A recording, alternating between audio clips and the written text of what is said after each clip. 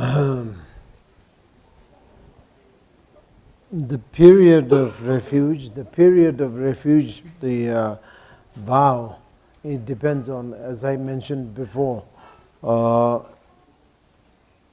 some are for life, some are for lives to come, and some are until the enlightenment. So today we take only for the life until the sort of like until we finish this period of this particular life, and this is common sort of a refuge, and that is for the period. And then now, and also, it's like as we were saying, some refuge. We talk about the Guru, Buddha, Dharma, and Sangha. Some refuge says Guru, Daka, Dakini, that's all. And some refuge says only without Guru, only the Buddha, Dharma, and Sangha. So, but this time we do only Buddha, Dharma, and Sangha. But that doesn't mean that we are not taking refuge to the Guru. If we understand. Anyway, this time we are doing that. And now we are talking about Buddha, Dharma, and Sangha. The Buddha, Dharma, and Sangha, there is two or three different ways of understanding about the Buddha, Dharma, and Sangha. Firstly, we have to understand, or externally, Buddha, Dharma, and Sangha as the Buddha teacher, Dharma teaching, and Sangha as that particular teaching is whoever is practicing genuinely. That is externally. And innerly, it comes in the mind.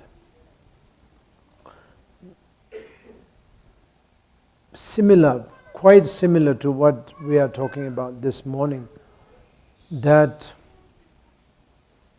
the mind itself, almost like a mind itself, or the Tathagata Garbha is the mind itself, which is the Buddha that we are taking refuge to. And process of cleaning the mind, process of purifying the mind, process of developing developing the merit, all these processes are the Buddha Dharma. And then Sangha is that the mind which is already mind which is already enlightened, or already sort of like purified, or maybe the mind that you are working with. That from that point of view, the mind itself, mind is the the Sangha. Mind that is with the diligent, sense of diligent, the mind that is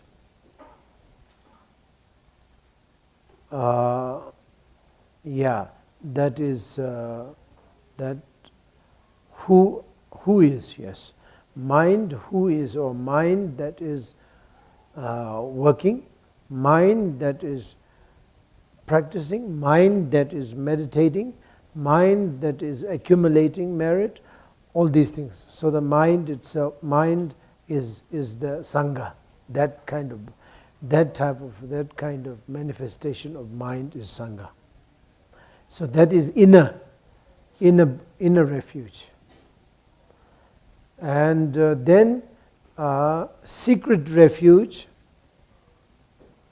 is the Buddha is enlightenment. Buddha is Mahamudra.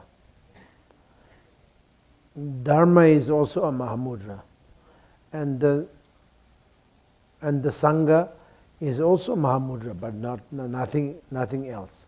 So this is secret refuge object, or whatever you may call.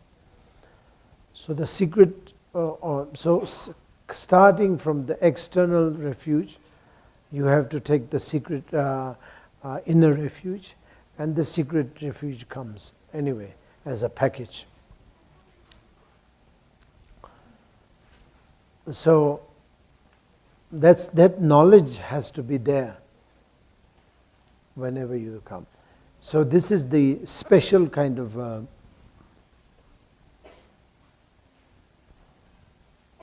presentation of Buddhism or spirituality. Understand?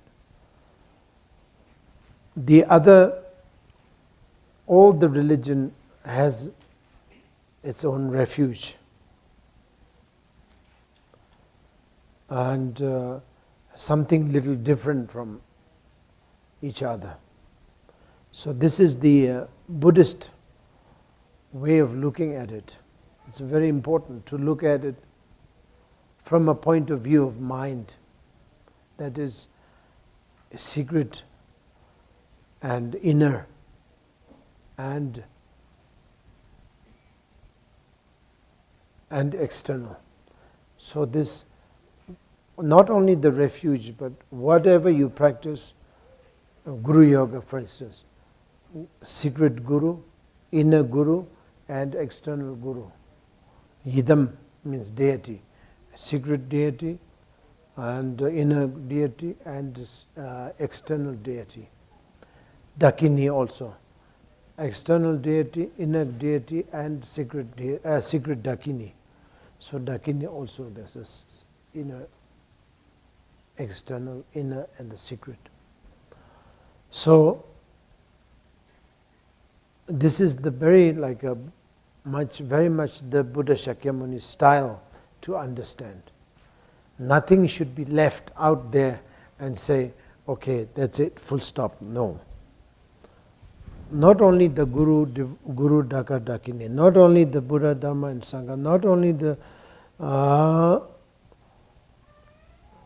inner Guru, external Guru and the secret Guru, but always almost like a house, this building or room, hall or chandelier. It's an external chandelier, inner chandelier and secret chandelier. That you have to understand. It has to go through that way.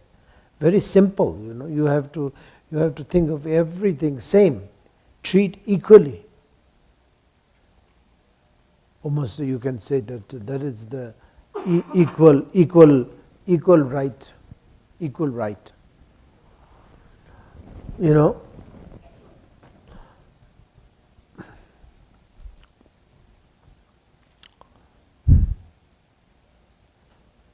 So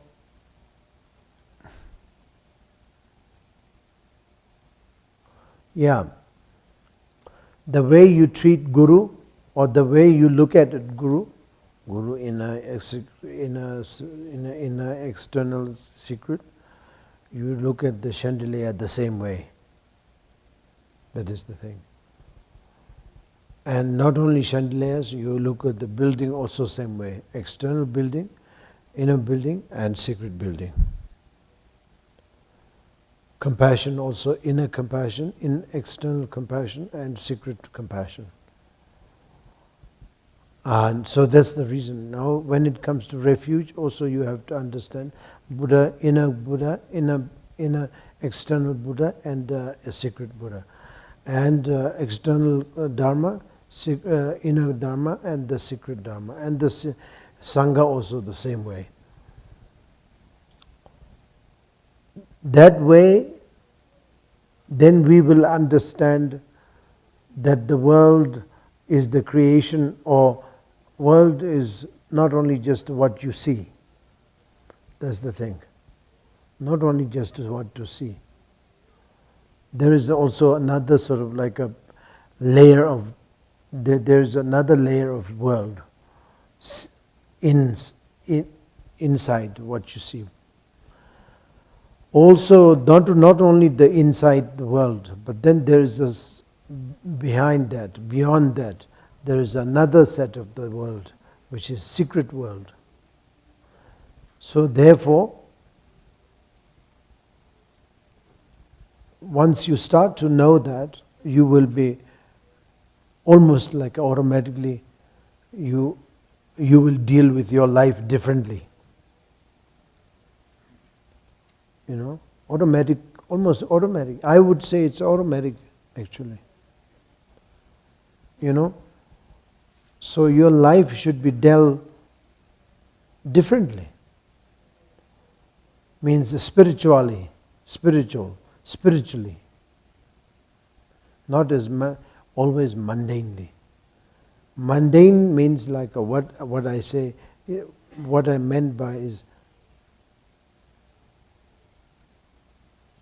like day-to-day style. Like always we deal with the life with the strong attachment, strong misunderstanding, and therefore life is becoming like a kind of painful. Usually, I mean, not necessarily everybody is pain, but usually life is, the one way or another, life is a painful. Almost like what you do is like a very painful. What you think is very painful. What you sort of like go through is very painful. Kind of painful. The one way or another. And this is just simply because we have a misunderstanding. Misunderstanding what I'm referring to is we don't look at the inner world, we don't look at the secret world. We just look at the world, whatever it is there, that's it. So-called external world. Even though we don't call that, because we don't have that sort of terminology or smartness. We just say world is world, what you see. Solid world, kok, kok, kok. That's the world. And if it does work very nicely, that's bonus, very happy. But if it doesn't work, finished. You're so sad, so unfortunate. And that's about it. That's the full stop. You just put a big full stop there. That's it. That's the end of world. But actual fact, that's not the end of the world. There is a secret world. There is a inner world that you can work with. So there is a lot of hope, or a lot of future, a lot of things that we can work with. Even though external world doesn't seem to be working very well, doesn't matter, there is an inner world.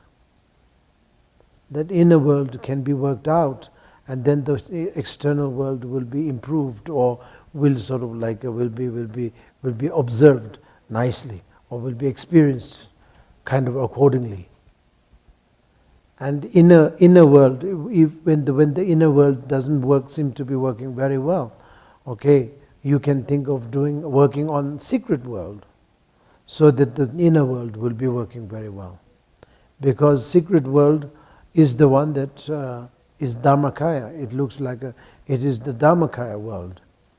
It is the inner world. The secret world will be like creating inner world, pretty much in a shape.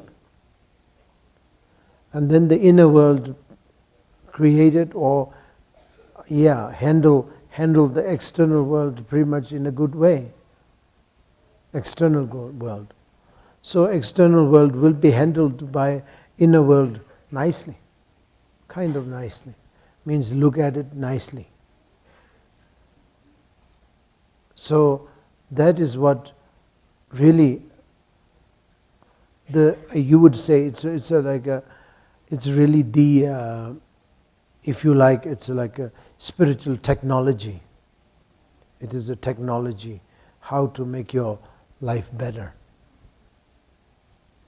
So you have many layers that you can rest on.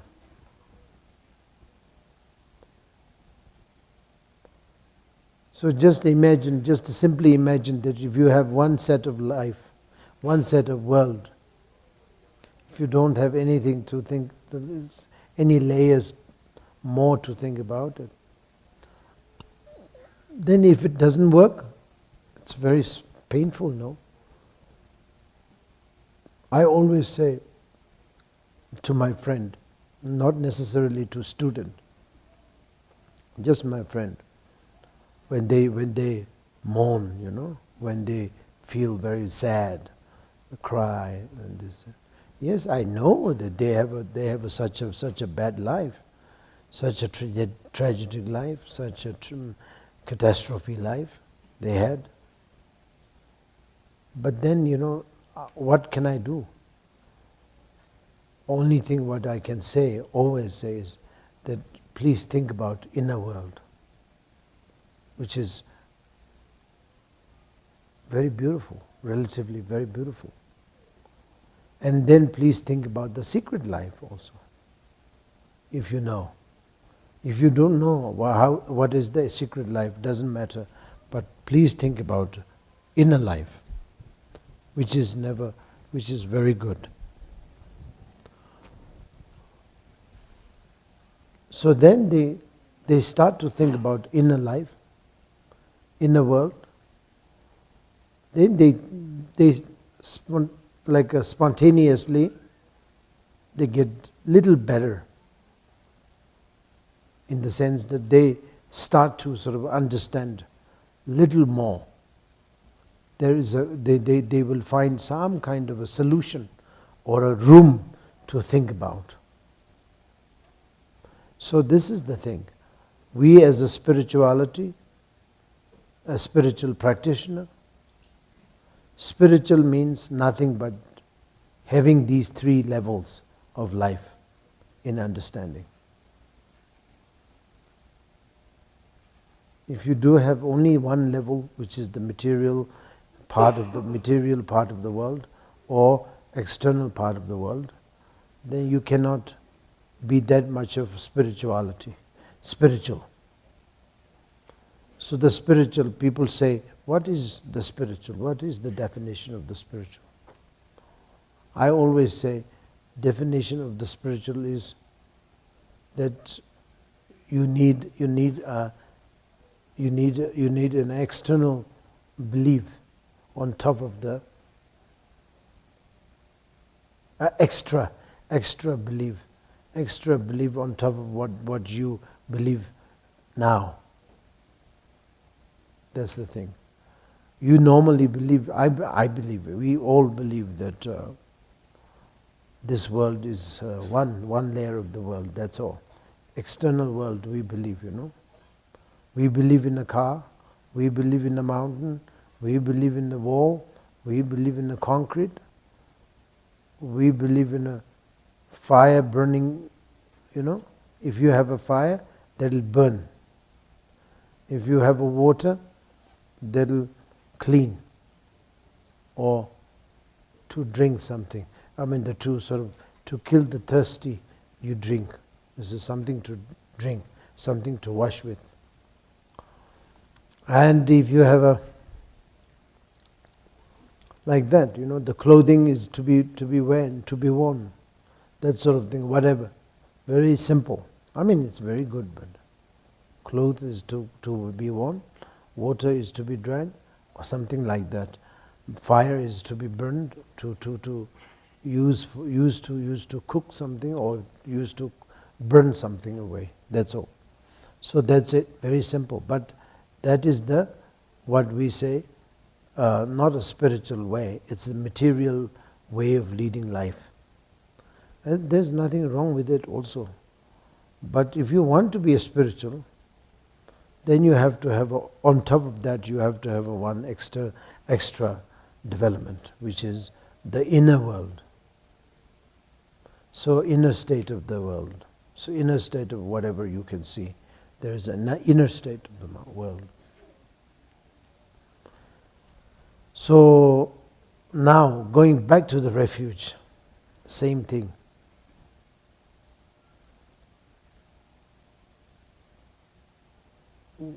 Buddha, Dharma and Sangha, commonly speaking. Uncommonly speaking, Guru, Buddha, Dharma and Sangha. And secretly speaking, Guru, Daka, Dakini. So that's a thing. So today, of course, common thing, Buddha, Dharma and Sangha, that's all, yeah?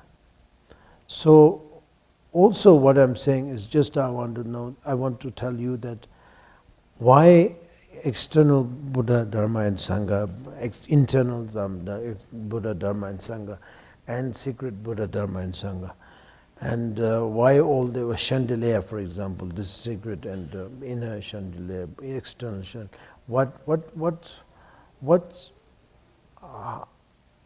How important that is, or what is the importance behind that? To sort of have all the similarity, all the things count together. Everybody is like a, if you ask me that why do you pronounce chandeliers many times? Why you are pronouncing this building many times? Aren't you supposed to be talking refuge? Aren't you supposed to be talking Buddha, Dharma and Sangha, which is something very holy? You something that's subject to sort of fold your hand and maybe lower yourself down and pay homage or pay respect. But then in the middle of nowhere you talk about chandelier.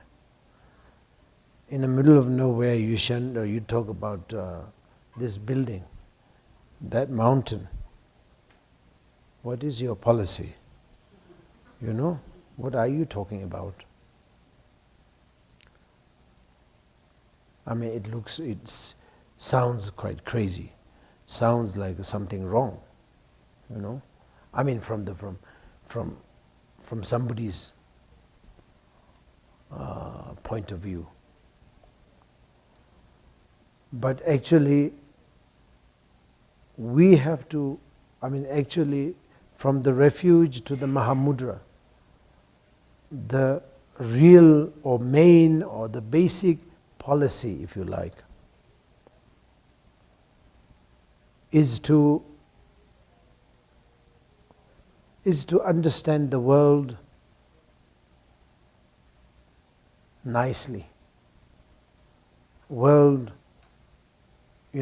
to understand, to observe, to look at it, to look at the world very positively, as I always mention. Even though the world sometimes doesn't seem to be very positive, very positive. But that is external world that is not being very positive. But still you have a long way to go. Still you have lot of depth to think about. So you have a lot of let's say, it's not at all shallow. That's the thing. It is not at all shallow. Looks very shallow, but it's not. If you go penetrate deeper into the inner world, it's a very deep. A secret on top of that, it is very much even deeper.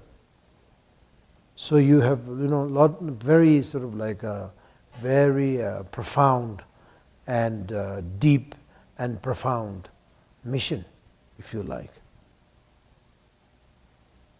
And not only that, you will be like you will feel, I wouldn't say great, but you will feel much better than how they look externally. External world is maybe disappointing, but inner world is there to talk about. Inner world is there to work with. Inner world is there to sort of like nourish for, You have a very good reason to nourish yourself and work so hard. For what? For inner world. So the inner world is there to talk about. It's not the end of the world. The secret, the external world is not the only one that we can talk about and then full stop. No, it has a lot of depth in it. So then after that, then the secret world, so it's even more deeper. So however, what I'm saying is that, you need to know that we have a depth in the world.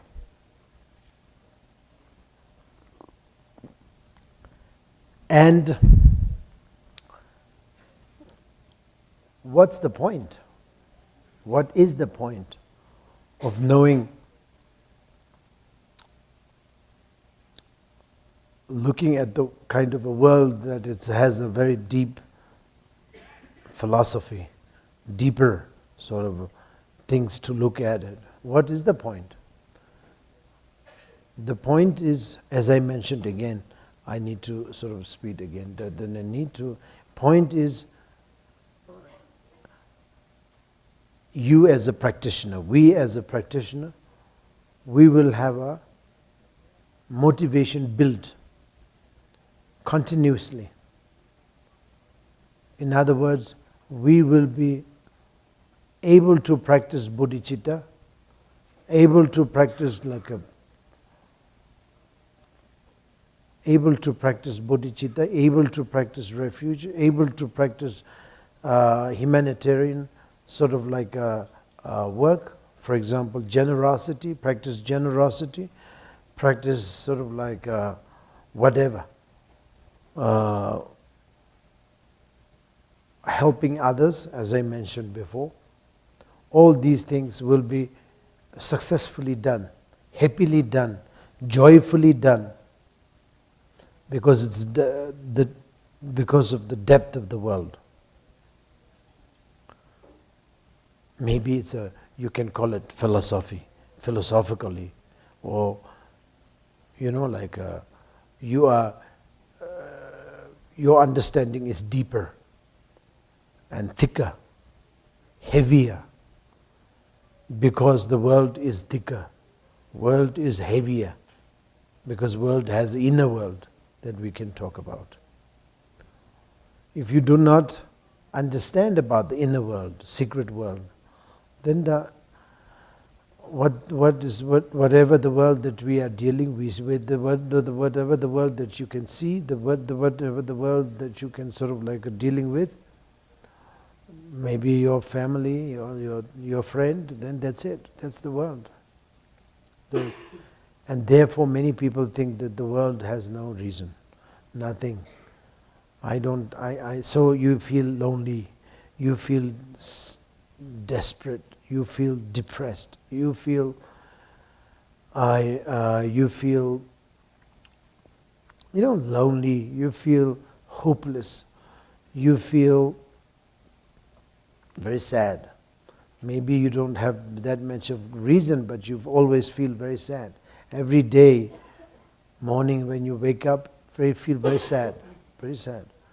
Morning, evening when you go to bed, also very sad. Maybe there's many reasons, maybe there's not even many reasons, but you feel very sad. Because the reason is, the secret reason, whatever you may say, is that your world is very shallow. That's the thing. Your world is too shallow. Today you go to shop to buy something, or go to office to do something, and spend few hours and come back, and that's it. That's about it. That is the world, and nothing. If you have a bit of money, you will go to America for a holiday or whatever, or different part of New Mexico to do a holiday, and think that you are enjoying, but then so what? I'm not enjoying that much, So you may say, so what? So you can come, you will come back, you look at the account, you spend a lot of money, that's it.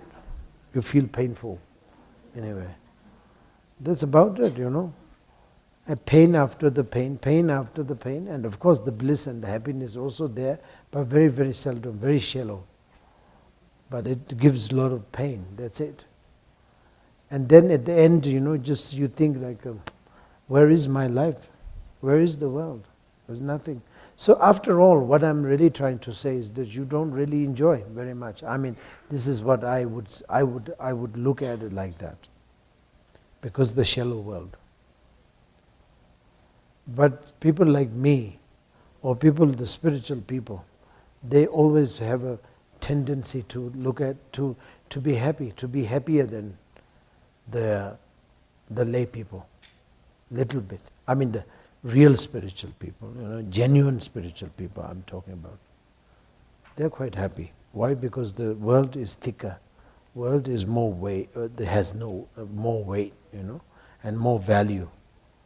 And that actually leads you to think about yourself also as valuable. You yourself, when you think about yourself, it's a valuable. I am valuable man. I am valuable woman, You yourself need to understand how valuable you are. That is the reason you will be looking after yourself well. Medically, spiritually, meditatively, I don't know, whatever.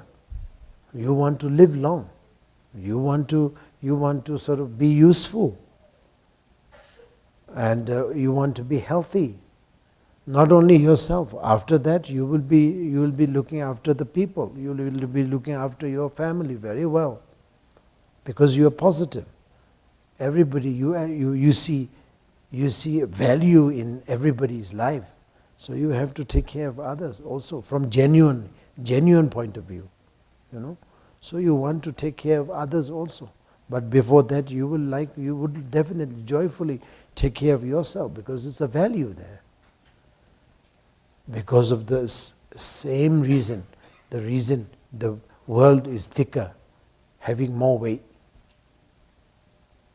Whereas right now many people, I mean not only in Mexico, I don't think so, Mexico is maybe a little better, but many other countries has suicidal cases a lot. Because they just kill themselves. So what? The life is so cheap. Because no value. Very shallow. So it doesn't matter. Dying has not much of an issue. I can die, I can kill somebody else, I can kill 3-4 people, doesn't matter. So this sort of tragedy, this sort of casualty, this sort of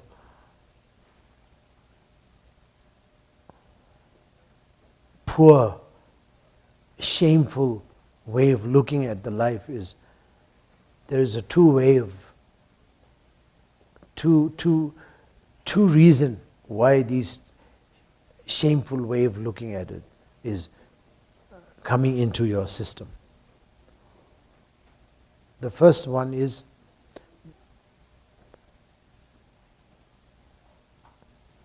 as I mentioned, you have a tendency, or you have shallow understanding of the world, which is the only external world, not the inner world, no secret world.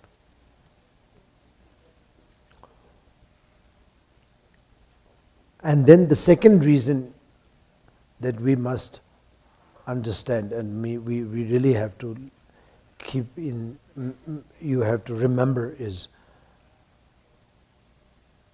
conduct. Mode of conduct. As I mentioned yesterday, day before yesterday, I said, like a killing. If you start to kill small an insect, mosquito, small insect, then small animals such as snake, rat, mouse, dog, small dogs, and that sort of thing. Then it becomes,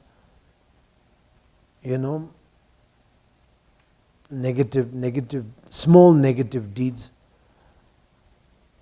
such as killing, this thing, cheating, all these things. You can cheat a little bit of small animals, you can cheat your dog, you can cheat your you can cheat your pet, your cat, and this sort of things. And then you will be, one day you will be easily starting to cheating animal beings, human beings. And then easily, within few weeks or month, you will be cheating, very easily you will be cheating your parents, your student, your sister and brothers. You'll be cheating your children. And then it's easy. And then again, not only cheating, then you'll be killing them also, very easy. So then, again, the life has no value. This is the, how do you say, this kind of thing comes from the mal mode of conduct, mal mode of conduct, or the negative mode of conduct. So these two, but now what I'm trying to say is not only the mal mode of conduct, but also you have the most important is that how you look at the world. When you look at the world, you should look at the world from three different point of view, like almost like you have a three different set of the eyes. One eyes is for material eyes, spiritual eyes, and secret way of looking at the eyes. So something like that. So you have to have a different way of looking at it, different sort of view you look through. You wear three different glasses or something like that. And so that is the main purpose of the Buddha Dharma. Your life needs to be refuge, practice of refuge, any kind of practices. As I said, starting from the refuge until the Dzogchen.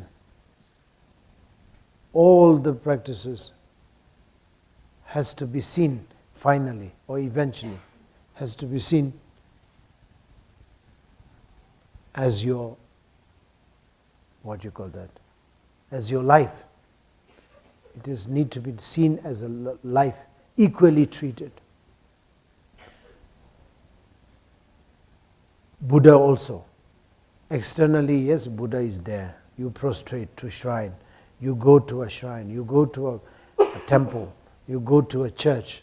You go to a holy place to practice, to prayer, all these things. That's external, which is also very good.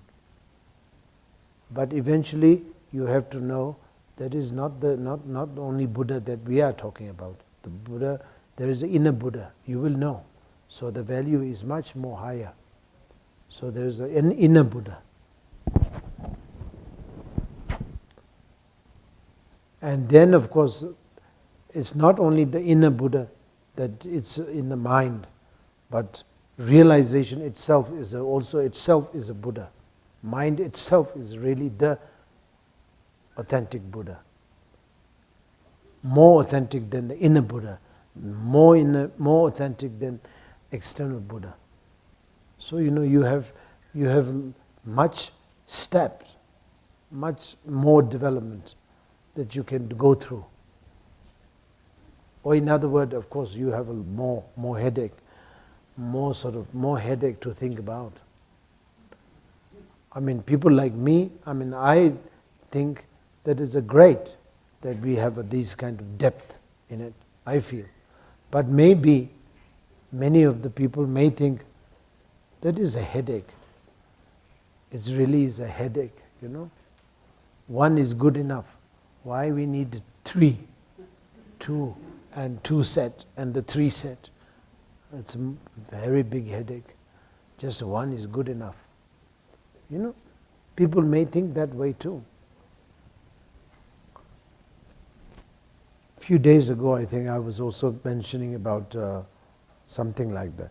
In this world, non-Buddhist religion such as Muslim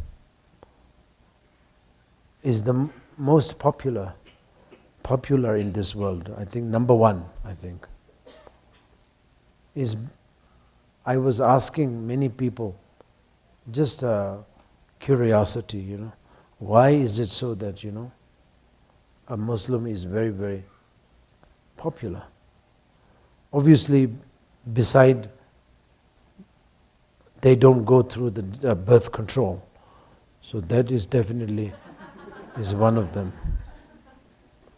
They follow one-pointedly what the Quran say, that the birth control cannot be practiced. So that definitely is one of the basic reason. But beside that, people who are following Muslim, they feel comfortable. They feel comfortable. Means there is only one. There is no three levels to be understood. Just one, that's it. This is the Khoda. This is the Khoda gave Quran. You read this, what it says, that's it. Very simple. And if you sort of like if you do service to the God, whatever the God wants you to do, look at the Quran, read Quran, and Quran says this, this, this, this. You just have to do that, and then when you die, the angel will come and look after you, take you to the heaven where the God is, and you'll be enjoying having romantic time with 1,000 angels flying all over the world, and you'll be there enjoying. So of course, something like that, heaven, and that's it, heaven is there. So that also is, there's not much of headache, the heaven is there. If not, boom, hell. That's all. Very full stop, very clear. Whereas in Buddhism, sometimes they don't believe in the heaven. There's a big trouble. They don't believe in the heaven. They don't believe in hell also. So then, big headache, There's no hell, okay. There's no heaven. Where I am. Why should I be practicing, Then sometimes they say, no. Heaven is not there, but there is there is enlightenment. Then it's even worse. What is enlightenment? Then you rub your head. What is enlightenment? Okay. Then somebody like me say, every day is enlightenment. That's even worse. What is everyday enlightenment? What is this? This means, lots of questions, lots of explanations, lots and lots of different things, of different definitions, of looking at the world, looking at the enlightenment, looking at the, like heaven, looking at the hell, And, the Buddhism doesn't mean that, doesn't believe in hell. Also, they do believe in hell also. But yet they don't believe in hell. So what does this mean? So Buddhism is really, I can understand why people say that they are very confused. I really understand. It's a very, very confusing. But at the same time, what I'm trying to say is, yes, confusion is there, confusing, yes, it is confusing, but it is also, depth is much more depth. So that is the thing, weight is there, the much more heavier and it should be making a little more sort of like a more reason to live in this world more. I don't know. This is what I feel. However, going back to Buddha, going back to Dharma, going back to Sangha, Now, among three of them, which is more important? The Dharma. That is understandable, very understandable. Buddha, you just see Buddha as a, say, doctor, and Dharma as a medicine, and Sangha as a nurse.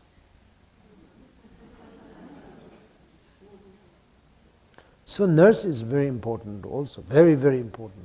If there is no nurse or no good nurse, you as a patient definitely will suffer a lot. The nurse will give then wrong medicine, nurse will give wrong injection, nurse will give wrong diagnosis. So, very difficult. Nurse is very important. But then medicine is more important than nurse. And medicine is more important than nurse and doctor. Because if the doctor is such a brilliant doctor, but there's no medicine, he has no medicine, then doctor is no use. So the medicine needs to be there. Not only that medicine need to be there, but it has to be eaten. Medicine has to be sort of like utilized, eaten. Medicine has to be injected. Medicine needs to be sort of like used. Then, only then you can say, I'm getting better. The effect will come. After medicine, having medicine, then the effect will be there. If not, bunch of medicine and tablets and capsule and injection, everything is there in the table, beside you, and you lie down, you're sick tremendously, but you never had medicine. Medicine is there on the table, given already by the good doctor. And many nurses are also hanging around and talking in your room and try to help you. But you yourself never had a medicine. Then what's the point? What's the point of having good nurse and good doctor, and you are very sick, and you are in a very good hospital and admitted, But the point really is whether or not you had the medicine. And you didn't have medicine, so what's the point? Waste of money, waste of time, and waste of effort, etc. So similarly, that you came into the spiritual path, you took refuge. You took refuge along with some sort of understanding of taking the vow also. And you have done all these things, and yet you're not practicing. You don't practice. So that means you have a guru as a doctor, or maybe in Vajrayana, guru as a doctor. Guru represents the Buddha, Dharma and Sangha. But anyway, in a common yana, the Buddha has given the teaching, so the teaching is there. The Buddha is there, Buddha was there, Buddha gave the teaching, and then the Sangha also is there to help. But you yourself, you don't practice. You don't practice means you don't practice Buddha Dharma, the Dharma. So there's not much of impact will come. So now Dharma is a big issue to talk about. So Dharma is, in Sanskrit language, Dharma actually means, how do you say?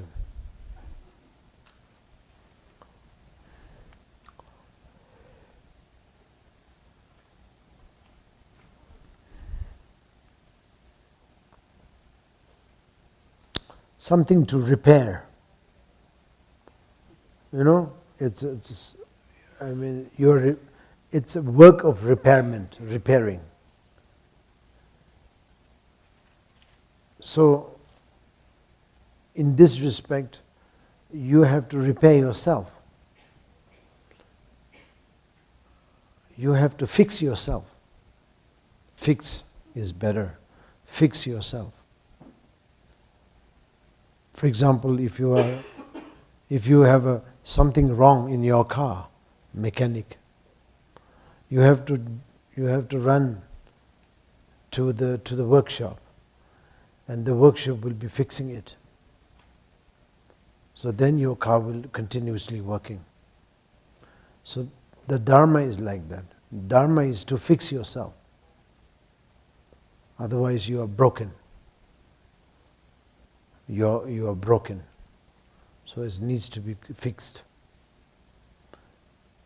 So even though you have a very good car, you need to be sort of like you need to have a process of maintenance all the time.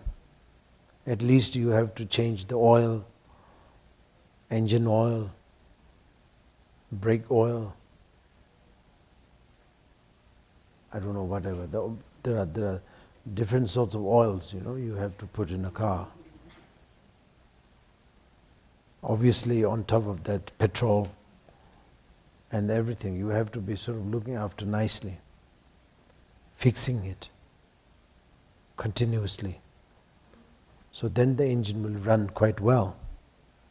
So similarly, that we have to be keep on fixing ourselves.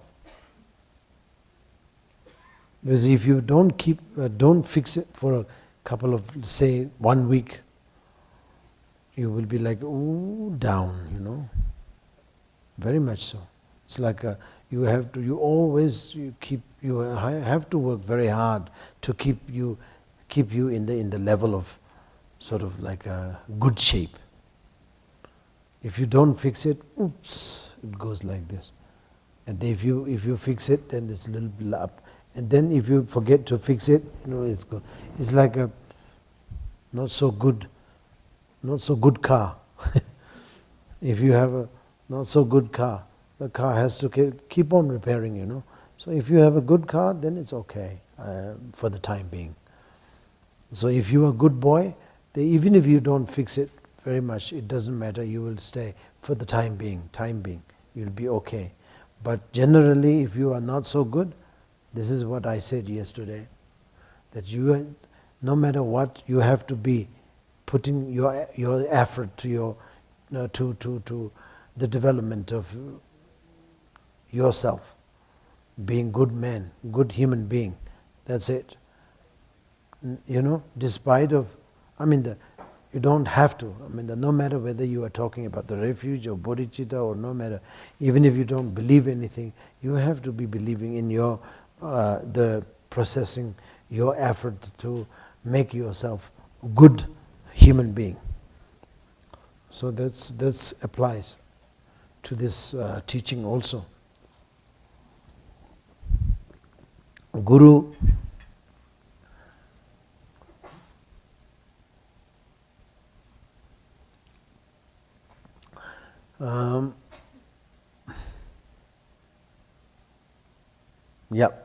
so that's the Dharma.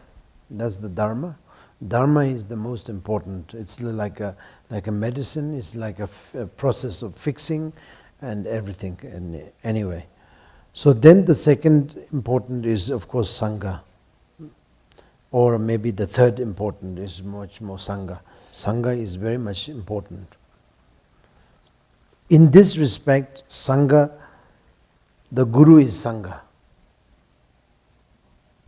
In this respect, in this common refuge, the Sangha is Guru or whatever. Teacher, the human form teacher is Sangha. Because teacher really is nurse. He will give the right medicine on right time. He will be the one who should be telling you to wake up. He should be the one who's telling you, sleep now. He should be the one who should be leading you to the exercise gym. And he should be the one who's telling you how to exercise, how to jump.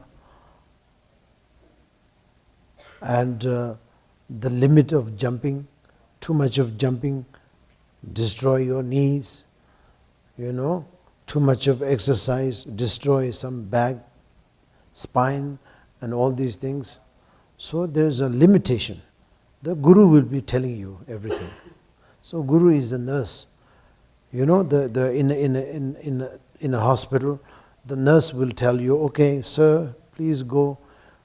Your gym is ready. Please go to, X-ray room. This is time to X-ray. This is time to see the doctor. This is time to go for exercise. This is time to go to this, time to go to that. Don't sleep now. Sleep now.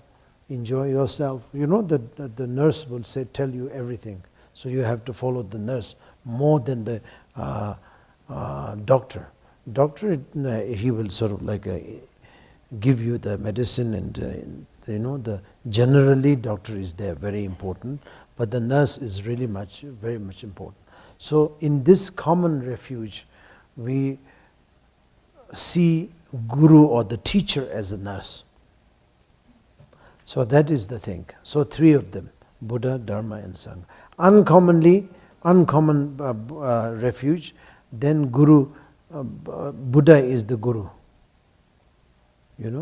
or Guru is Buddha. Then Dharma is the Guru's teaching. And then Sangha is the group of the practitioner, genuine group that you will be encouraged with. For example, over here, maybe you will, under my sort of like under my supervision, maybe you have a Mexican group of my practice, those people who are following me. There's a group of Mexico, known as Drukpa Mexico or something. And there is another one, Shichen, Mexico. And there's another one, Dzogchen, Mexico. And there's another one, whatever, maybe Loseling, Mexico. There's maybe a Drepung, Mexico, whatever, So there's a group. So the group is doing the work of Sangha. That is an uncommon refuge. Means a little bit to do with the Vajra, what do you call that? Vajrayana. I've forgotten the name, how to say. Vajrayana. Can you beat it? Unbelievable. This fellow is unbelievable.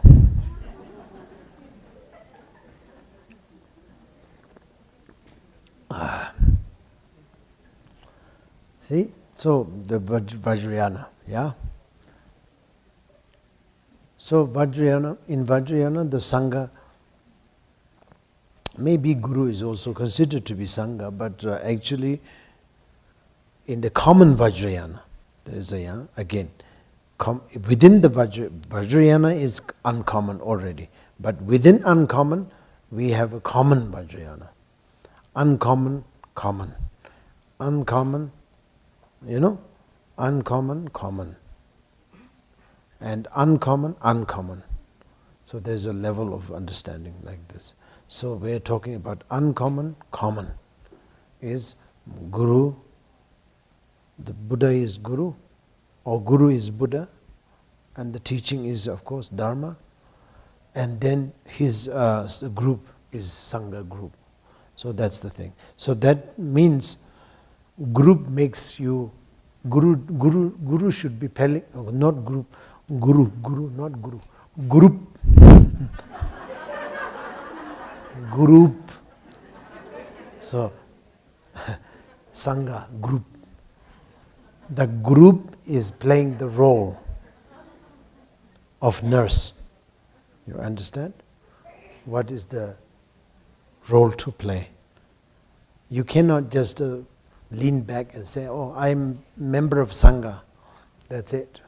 And come there, maybe join together and then that's it. That's of course very good enough anyway.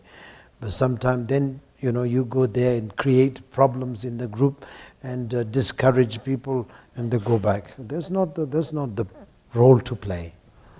What is the role of the Sangha member should be playing the Sangha, playing the role of nurse.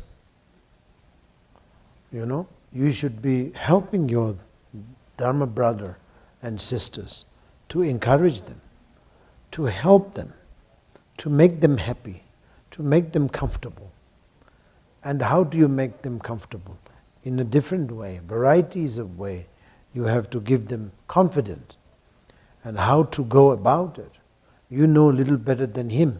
So you should be telling him or her how to do it, what to do it, how to feel comfortable. Now all these things, like what I said before. You should be the one who's taking responsibility to give the brother, give the Dhamma brother and sisters opportunity to, fix themselves nicely. But so, however, the Sangha, you as a Sangha member, you have a great responsibility of playing the role of nurse, nursing them. You have to nurse them. You have to really be playing the role of nurse. So it's a big responsibility anyway. But if you don't nurse them, doesn't matter if you don't have that sort of notion or that sort of ability to nurse them, doesn't matter. But you definitely have to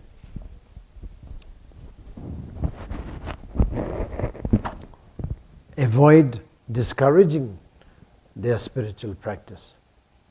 So therefore you have to be behaving nicely. You have to be improving nicely. Not only for the benefit of yourself, benefit of all sentient beings, but you have to think of your Sangha member, like your brothers, sisters, Dhamma brother and sisters. You have a role to play to make them happy, to make them encouraged. So therefore, if I don't do well, my brother and sisters will be very discouraged. So I have to make myself success in my practices. You should be able to tell that at least. So then you should be working further to make yourself better in terms of controlling anger, in terms of controlling desire, in terms of controlling and working and handling with your jealousy, in terms of controlling your pride, and overall in terms of controlling or handling with your emotion. So in that way, then you will be encouraging the rest of the Sangha member. Just simply pointing at you, wow, this person, look at this person, how good. He used to be such a bad person. Now he came in our group, he took his refuge vow, and he worked very hard. Now look at him, he's very nice, He's so nice person, he becomes so nice person. He's so encouraging, he's so positive, and he's so smiling all the time. He's so successful also. Back in, not only in a show case, but back in his house. Also now he has a lovely family. He has a lovely family to look after. They get along very well. Oh, we should be doing that. I should be doing that. So this one man can give you extreme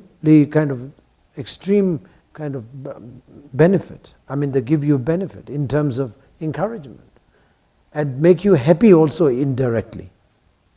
Make you feel happy to see such a successful man from our group and from this refuge, from the practices. This man or woman, doesn't matter. Look at this woman, very good. Now she becomes such a good mother. Or now she becomes such a good grandmom, great-grandmother, such a good wife, peaceful, such a happy.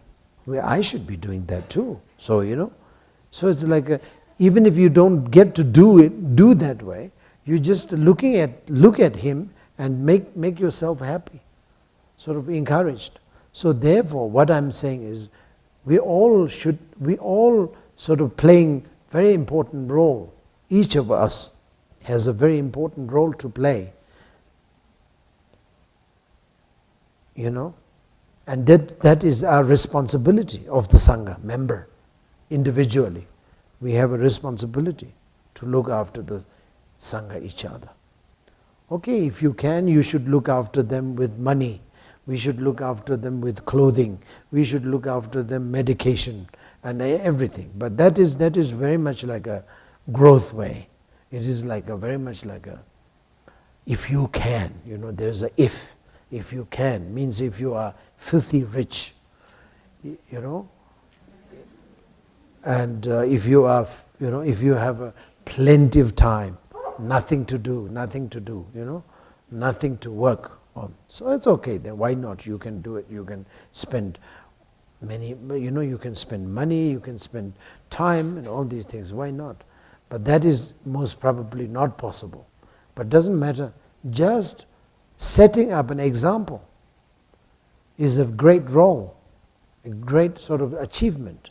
So Sangha is nothing but you have to manage to, you should manage yourself to set up a good example to the rest of the Sangha member. That's all I would say. It's a very, very important. And that serves the many purposes at the same time. One purpose is to setting up an example so that your Dharma sisters, Dharma brothers, all are encouraged. This is what I said right now. And the second reason is that you yourself being very, very happy, very sort of successful in terms of spiritual lift of spiritual, lifting your spiritual path. Happiness. You'll be very happy. Exceptionally happy, practically happy, genuinely happy because of the practices of the equanimity, because of the practices of refuge, because of practices of compassion, because of the practices of love. Every day you build a confident, not only just to set a confident the example for others, but you yourself will have a tremendous kind of confidence. Looking at yourself, you will feel very good, almost like a pride, but it's not pride. But you will be really proud of yourself to be able to do that. That is the second reason. And then the third reason is that then you will be able to even not only just encourage handful of Dharma Sangha, Sangha member, but that then you can go out in the world. And you can help because you have a confidence. So now why not? It's already about to go out and interact with the people and animals and nature and all these things. You are now really like ready to jump, ready to sort of like ready to have the action. So that is a very good news. So that is very much the role that we have to play, we as a Sangha has to play, along with the help of Dharma, obviously, and the Guru, the Buddha.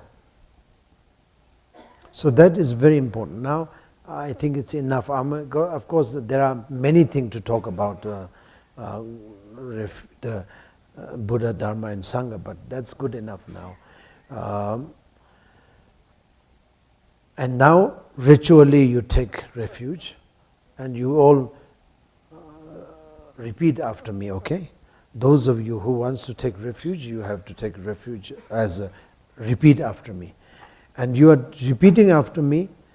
What are you talking? What are you repeating after that?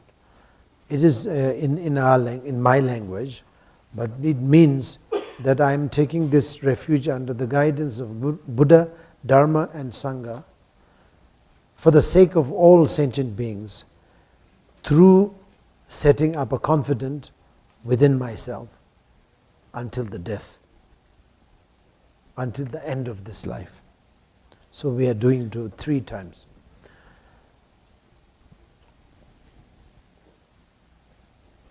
Chunba gongso sol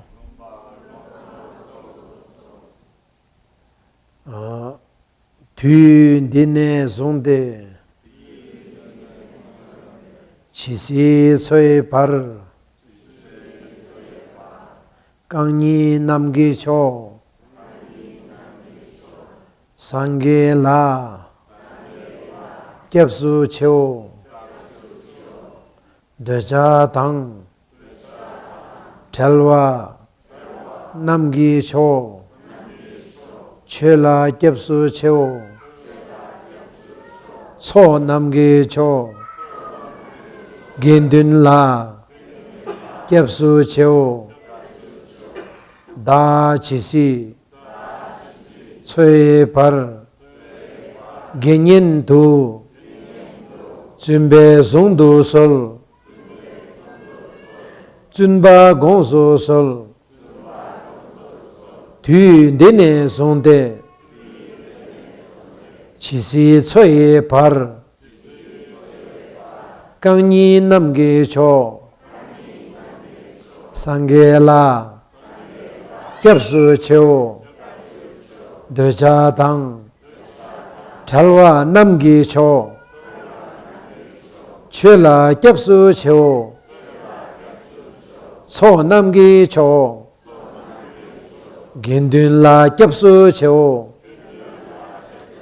Da chisi Tsui par Genyen tu Chunbe zongdu sol Chunba gongsu sol